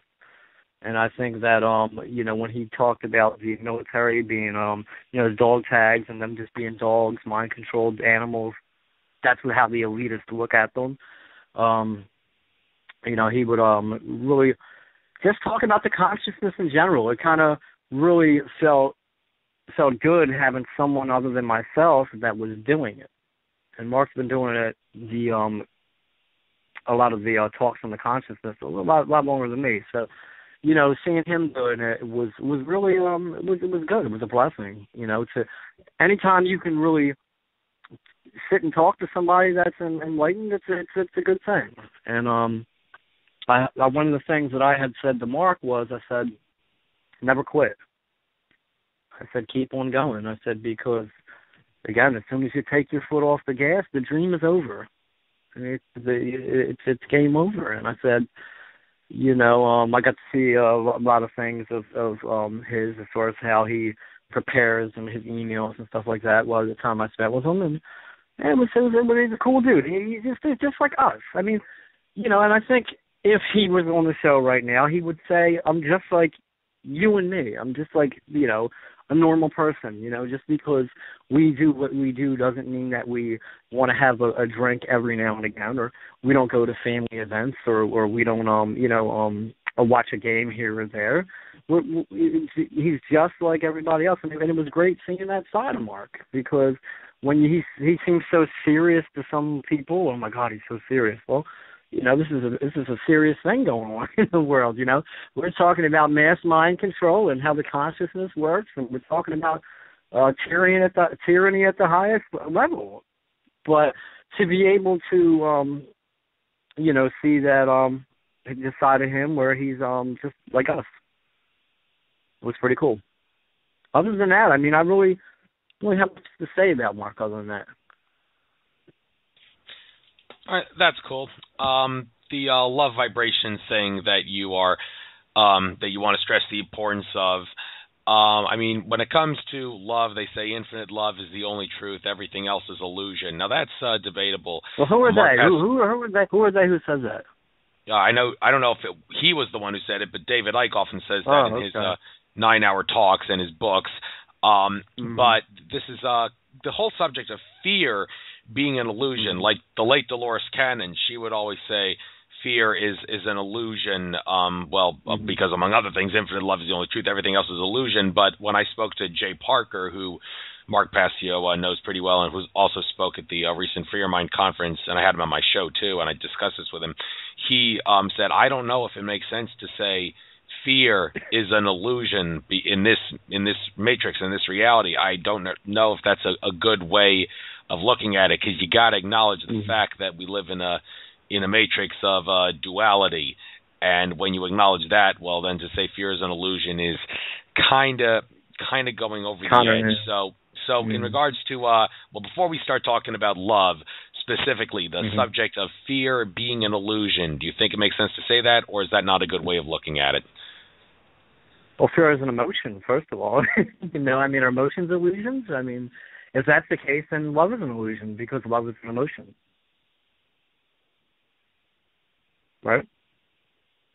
Yeah, it does make sense. Yeah, I was on mute. Sorry. Yeah, that does. I guess that does make sense. So, I guess in this. So I mean, it's love is an emotion, so is fear. So if fear is an illusion, then love is an illusion. And I think it all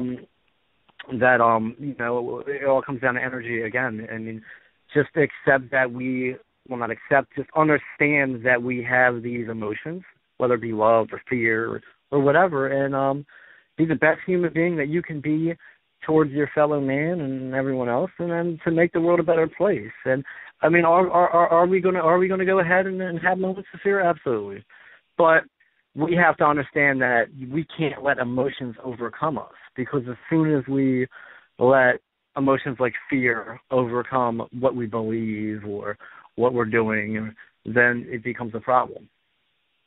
You know? As soon as I let the fear of he say, she said this, or he said, she said that, then I cease to be who I am. You understand where I'm coming from? Yeah, yes, I do indeed. You don't want to get into that he said, she said mentality, because that's when you... He said, she said, or this is wrong, or that's not right, or whatever. Having emotional fear is a healthy thing, as long as you don't let it overcome you. So do I think it's an illusion? Absolutely not. Thank you very much. We have a caller. Oh, no, I think it's the same caller that was calling in before, area code 916, so I'm not going to take that. Okay. In regards to the future of love vibrations, now, we are said to be in some very important times. Well, of course, we're in important times because we had the end of the Mayan calendar 3 years ago.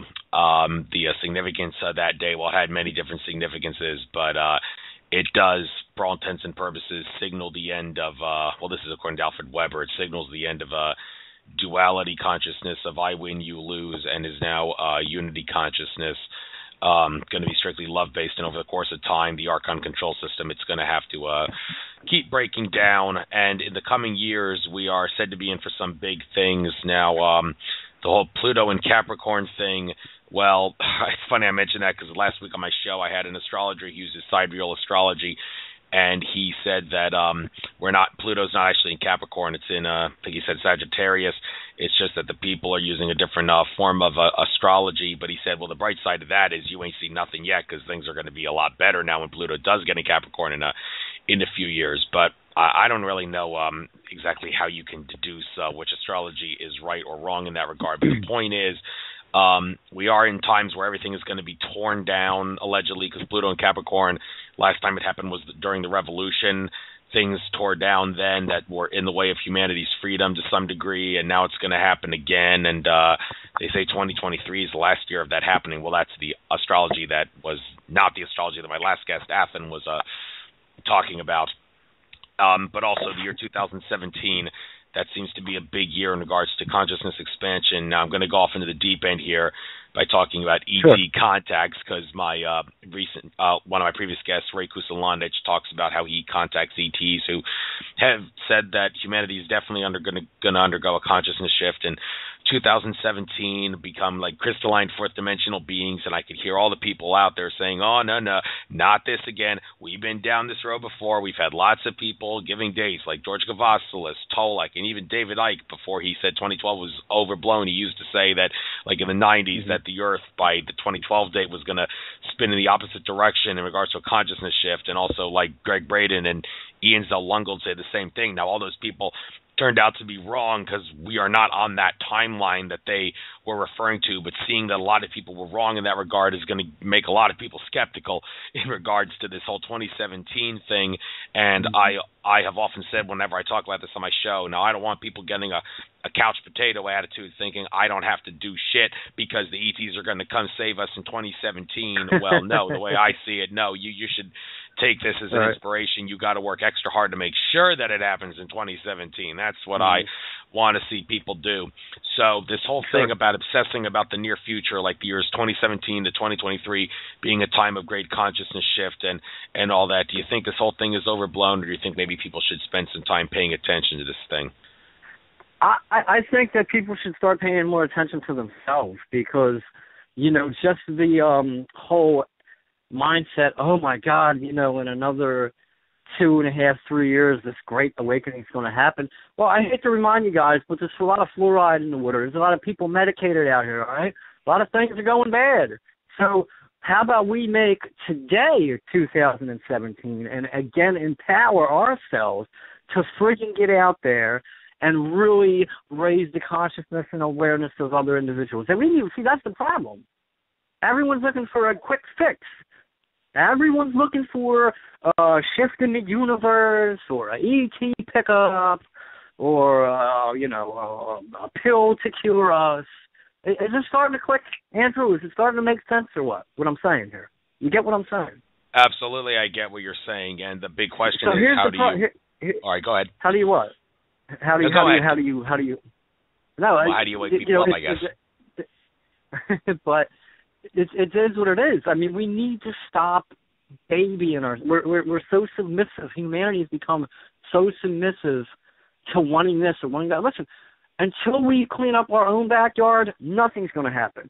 Now, let's say it is going to happen. Let's say I'm wrong, and this great shift is going to come of consciousness, and the Illuminati and enlightened ones are putting fluoride in the water and vaccinating our kids at an early age, so they won't reach that. Shifting consciousness in 2017 or 2018. That's a possibility. But guess what? Am I going to sit around and wait for it? Hell no. Am I going to sit around and not do anything about the vaccines? Hell no. Why? Why should I? So how many generations until now and then are going to be screwed up? So the few that make it and ascend, well, that's not fair. That's kind of selfish, don't you think?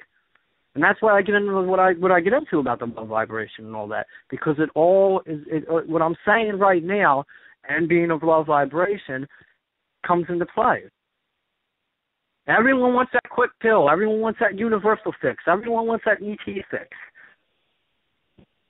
Nobody wants to empower themselves. Thus, that's why I say self-empowerment coach, because people need to get off their asses and make it happen, or it's not going to happen.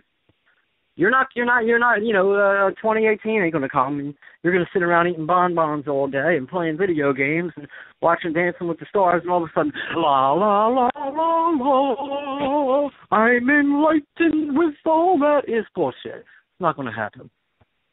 Hope that answers your question. And if that pisses people off, well, empower yourself, don't empower other people. But I hope that answers your question.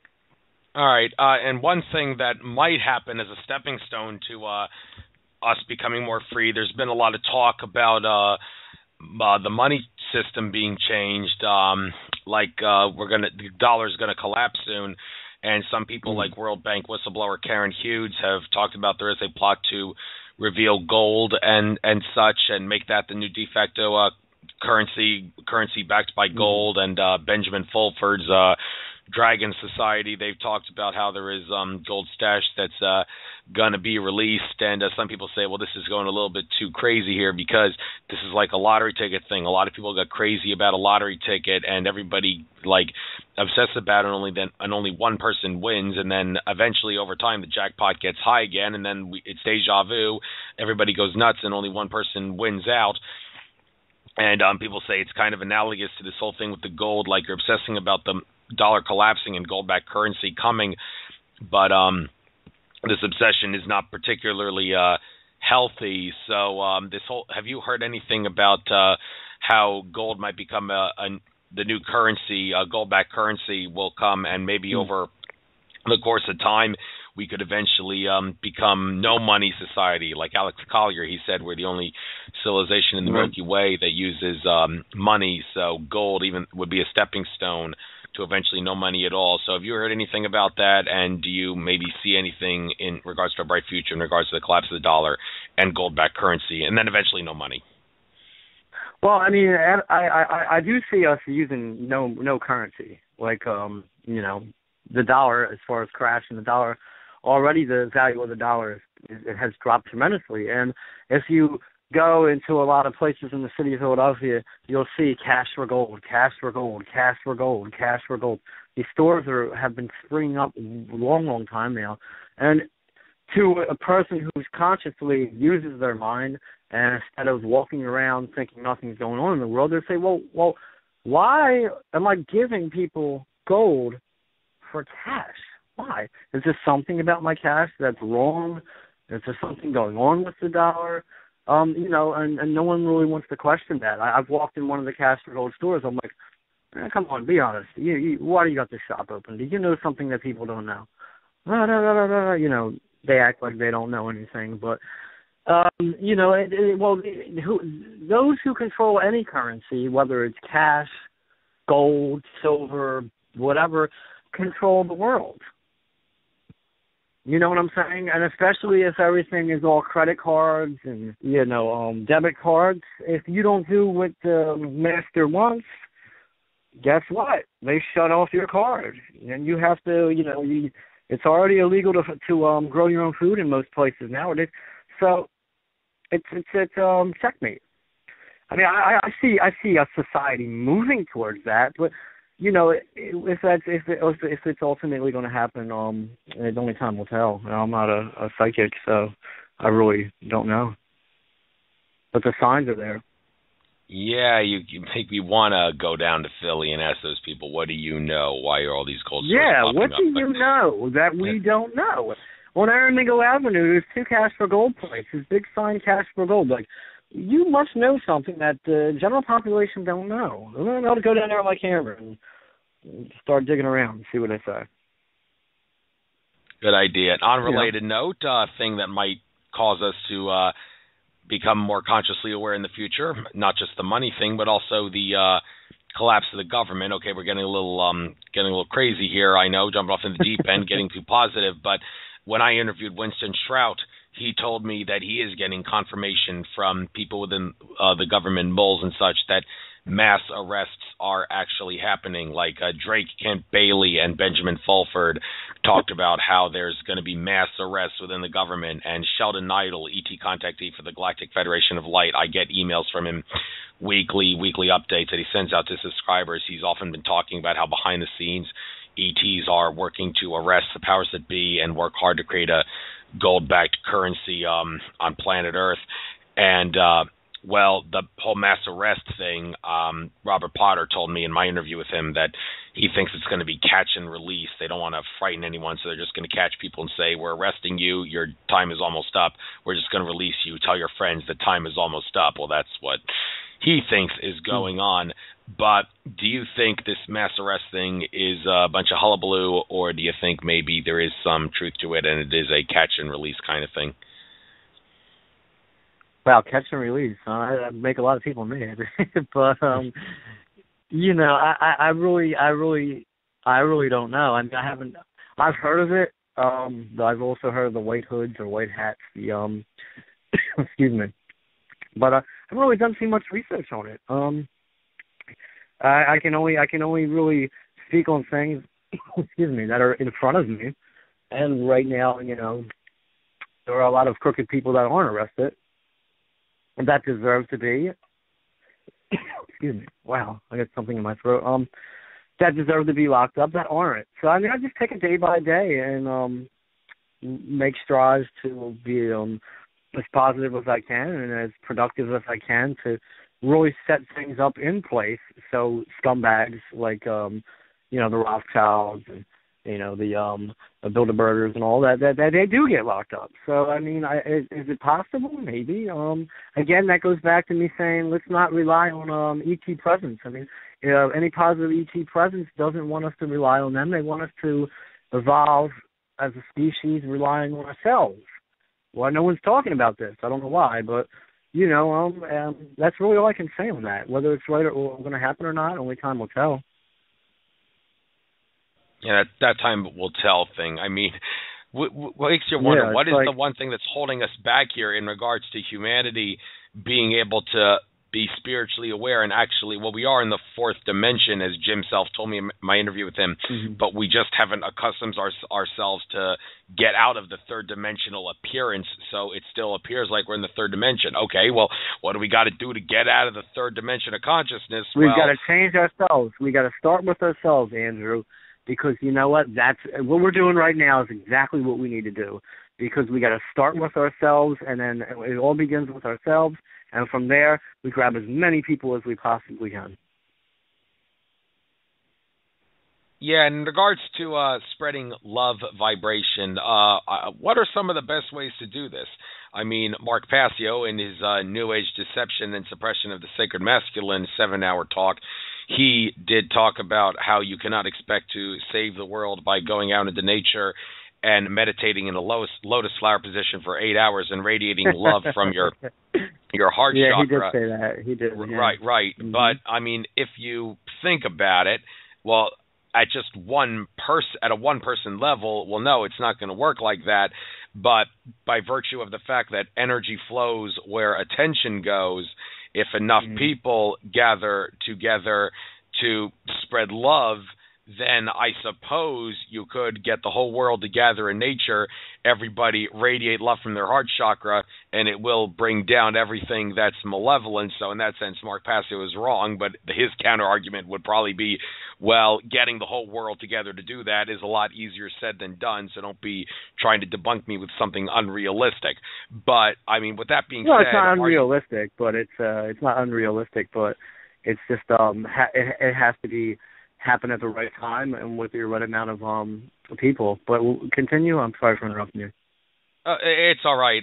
So I guess my question was, with that being said, do you think it may be a good idea for us truth seekers and such? I believe Raz Ben talked about this in one of his Fear Mind presentations about how people should try to gather together on exact times of solstices, equinoxes, full moons, and even quarter moons and eclipses and such, and meditate during those times.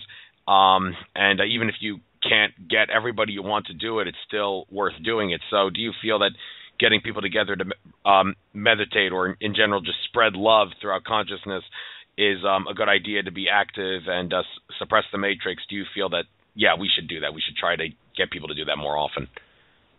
Well, I mean, I think asking that question already that the answer is yes. Yeah, well, I guess my proper answer is you seem like you're a positive person yourself, so you already know the answer.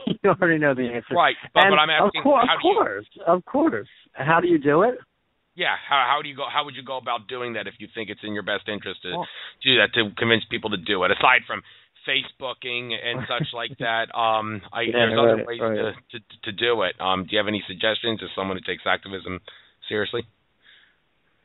Well, change yourself, first of all, and it all comes from, again, changing ourselves to say, I really want to be a better person. I'm not going to let all this chaos around me bash me down, into this bitter, angry, individual that only wants to spit fire of anger out, and it's spreading love vibration or spreading love awareness or positive awareness. It's the same thing and the same structure as exposing the elite. You just reach as many people as you can, and then again you're going to have the people that are going to say, well, they're taking my guns and kill them all. We don't have time for your positive talk. And you can't reach some people. Some people are going to say, yes, I'm angry. Yes, I want my rights. Yes, I want change. But at the same time, I need to have time for myself to not let this madness overcome me, not let this madness shape who I am, and make sure I put aside time to be as positive as a person as I can, because, again, what's going on right now is very depressing for people. It's very, very shocking for people. And, since we want to raise our vibrations, as light warriors, you hear the term light worker all the time, but you never hear the term light warrior a lot. So, as someone who's on the front lines, pointing out the bad guys, pointing out the parasites, and at the same time saying, brothers and sisters, let's still maintain that amount of positiveness that we have, who we are, who we want to be, what we want to see, and from talking to Mark and meeting Mark. I never lived with Mark. I just want to say that for the record. I spent a lot of time with Mark, and I was in his house a couple of times, but I never actually lived with Mark Passio. He's a very positive person. So very serious, but you know, at the same time, I mean, hell, we had smoothies and food, and we were in this kitchen eating and, you know, sharing jokes and stuff like that. So, you know, yeah, you know, you always have to have time for that. Don't let the madness engulf you in this matrix prison planet we live in.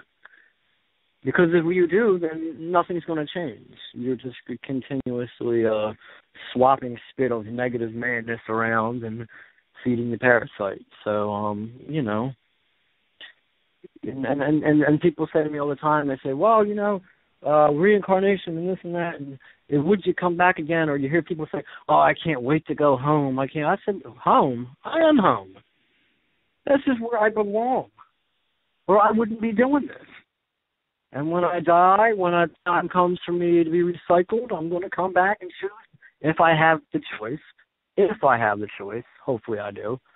If there is a choice, I would probably. That's all right. Well, give me a week off and let me rest my feet and then throw me back in the mix so I can try to grab as many people in another life as I can. The same way I'm trying to do this time. Again, you know, when you wake up to the truth, you're angry. When you wake up to a reptilian agenda, angry. When you wake up to, you know, how deep this shit really is, you're like, oh my God, and you're angry. When you see what the outside other than human agenda is, it's really depressing. But it's up to you if you want to let it get to you, and you know, it hopefully that when people wake up, they turn all that anger into understanding and into love, and then from love understand that you can be a light warrior. You can actually be on the front lines, but at the same time, you know, try to bring up as many people that need it. Because God forbid, we all know a lot of people do. There's not really much else to say about that. Thanks. One debatable subject that's, well, this is kind of controversial too. The whole subject of religion. I mean, I love the right to religion. I feel it's critical to have the right to choose your own religion in a free society. Founding fathers understood that. That's why they put in the First Amendment. But, of course, religion, as many people like David Icke and Jordan Maxwell would assert, is all a fraud because you are, even though it may seem benevolent because they teach benevolent things, the religions do, in the end, it is suppressing your consciousness because you're worshiping a higher power, when in the end you actually are that higher power because you are infinite consciousness. Therefore, it's not in your best interest to take up a religion. So all those people out there who don't want to give up their religious faith because they have too much faith in it, I mean, how do you go about convincing them that taking up a religion is a bad idea, or you just not say anything to them, just keep your mouth shut about it, let them choose their own religion? Well, I mean, I think that anyone who has a religion that they press on other people, or have a religion where it actually physically hurts other people, or mind controls or enslaves other people, well then, you know, they need to find another religion. Anything that, you know, influences, controls, hurts, or manipulates the free will of anyone else, then that's not a religion. That's a form of cult, or being in a cult, or, you know, being in that parasitical mindset. So, you know, for anyone to choose whatever belief you want to choose, as long as it doesn't affect me negatively, or you're not banging on my door demanding money from me, or saying, hey, look, you're going to burn in the pits of hell, or anything like that, then enjoy yourself. I don't recommend and I don't appreciate people that, even if it is a positive religion that doesn't hurt anyone, it's of love, or all that stuff. I don't like the fact that people who have children who say, well, I'm going to put a kufi on his or her head, and you're born into this religion. I think that, you know, when regardless if the religion doesn't hurt or harm, you should still give that child the benefit to, you know, choose their own free will and their own religion. You want to practice your religion around your children, by all means, do so. All right, but ultimately, to say, you know, this is how Daddy lives his life. This is how Mommy lives her life, and you know, it's up to you, Junior or whoever, to you know, make your own decision. I really don't talk religion to people because it's a touchy subject, but that's really my take on it, though. Yeah, here's another subject that's kind of controversial and debatable. Just like how they say don't be telling people that you shouldn't not take up a religion. Some would also say you shouldn't be telling people that they should not worry about losing their job. Well, why would I say that? Because a lot of people worry that if they try to be active and expose things, they will lose their jobs and such. I mean, that seems to be the common excuse about how 9 to 5 work is a form of enslavement. The fact that you're getting paid is a complete and total illusion to keep you from realizing that it is designed to be a form of enslavement. And people would say, well, I can't be active, I can't come forward, I can't talk about this stuff because I'll lose my job. And, well, they also worry about what other people think about them, but also the lose your job thing is a big issue. Now, some would say, well, so what if you lose your job? If you lose your job, well, first of all, you can always get another job by agreeing to work under the table for a low salary. Not to mention you could also sell drugs and living off welfare. But a lot of people would not want to take that approach, and they would say, well, I'm not going to do that. I'd rather keep my high-paying job. But, I mean, people have to realize in this matrix, it's been set up in many ways so that you cannot make a lot of money unless you go along to get along with all the other people who are lost in the matrix. And if you decide not to go along to get along, well, there goes your chance of making a lot of money. So if you decide to go along to get along to make a lot of money, well, then you are a pussy and a wussy because you are only going to make things harder for everyone by keeping everyone else oppressed in the matrix. So do you advocate people not worrying about losing their jobs and agreeing to work for a low salary and even resort to drastic measures like selling drugs and living off welfare just for the sake of being able to get the truth out? Well, I mean, I don't agree with selling drugs to anybody. That's scumbagness right there. Again, I think that there's ways of getting out the truth without losing your job. Anyone who says, well, if I'm active, I'll lose my job, it's not true. You make a Facebook account with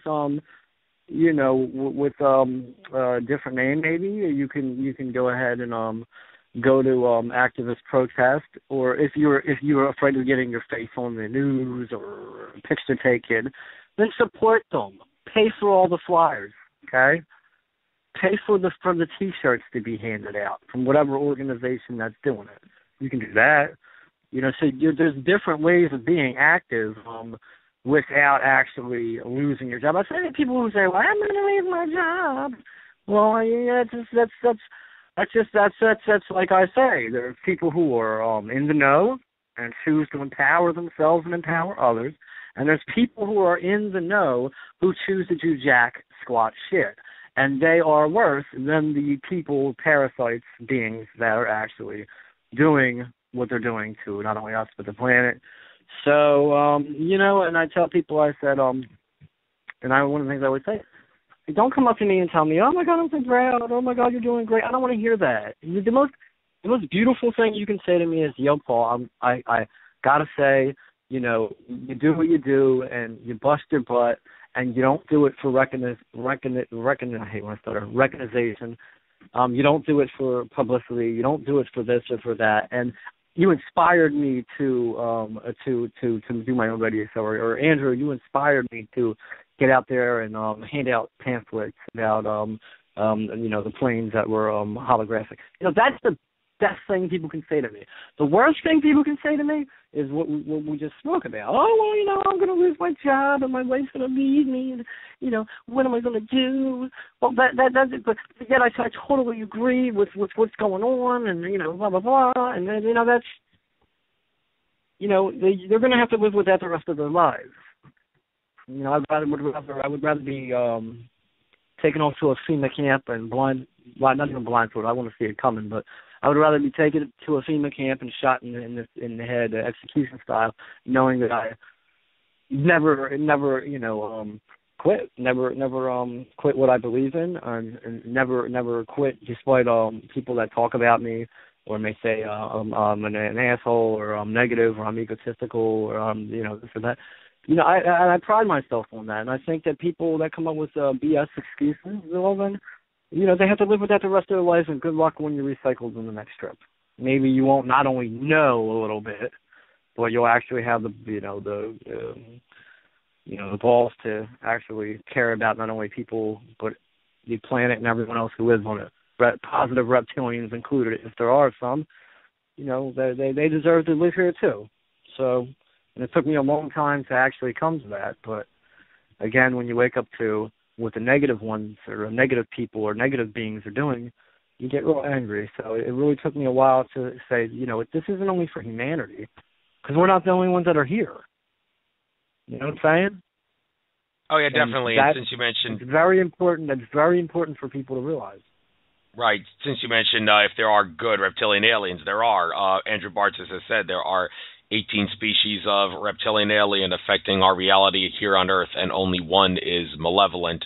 Now, some would find that confusing because they say, wait a minute, there's Draco reptilians, Hydra reptilians, Sirius B aquatic reptilians, and Orion reptilians. Well, Andrew Bartzis told me all those bad groups of bad reptilians, they're all clones of the Alpha Draconans, and I'm guessing that the 17 good species of reptilians also have subspecies that are clone species that he didn't mention. But hey, the point is there are good reptilians out there, so don't take that all reptilian aliens. I've seen them. Andrew, I've seen them.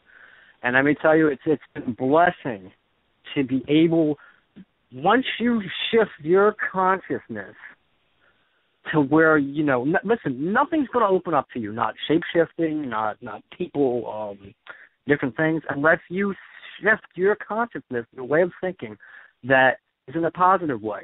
Okay, then they come. Because as soon as I realized, wow, dude, like the first year of you doing videos, it was like anti-reptilian, anti-this, anti-that. And I keep the videos on my YouTube channel. Why? Because I want people to see how, as an individual, you can transition when there's different stages of waking up. You wake up, you're mad. You wake up, you're depressed. You wake up, you're angry. Sometimes you wake up and you go back to sleep. But I've been a real advocate, and for anyone on this planet that's positive. I don't care if you look like a lizard or a monster or white Draco, whatever. I don't care what you look like. If you're all about positive change, then I'm all about you.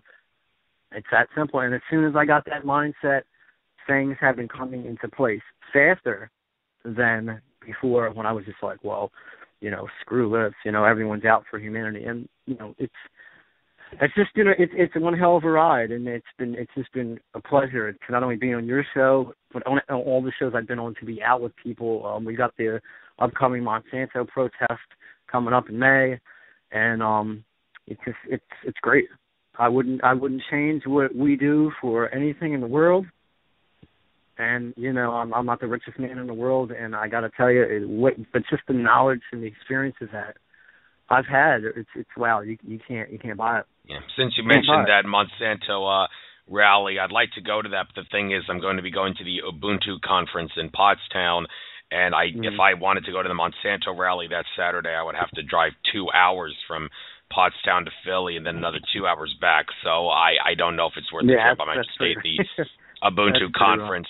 But I do hope, by the way, that live feed for the show is going to end in 1 minute and 45 seconds. So I'm just going to end this by, well, first of all, I'm saying I do hope, like when I spoke to you on Michelle's show, you will be able to join me when the Pope comes to Philly in September. We can protest the Pope. Sir. I do hope to see you there. Absolutely. All right. So keep that in mind. And since the show's coming to an end, I guess I'll tell you the same thing I tell all of my guests. You are a fascinating individual. I have no doubt that I could do a second show with you if I wanted to. But, Paul, one of my goals with this radio show is to get as many different people on my show as possible before I give any one specific guest double dips. So while I would certainly love to have you and all my other guests that I've had on my show on again, I regret to say I probably will not be asking you to come on my show again, but that's only because I need to give thousands of other fascinating individuals the chance to have some glory on my show, as I feel that it's the most informative, the most impartial, and the fairest way of doing a radio show that intends to expose the nature of reality.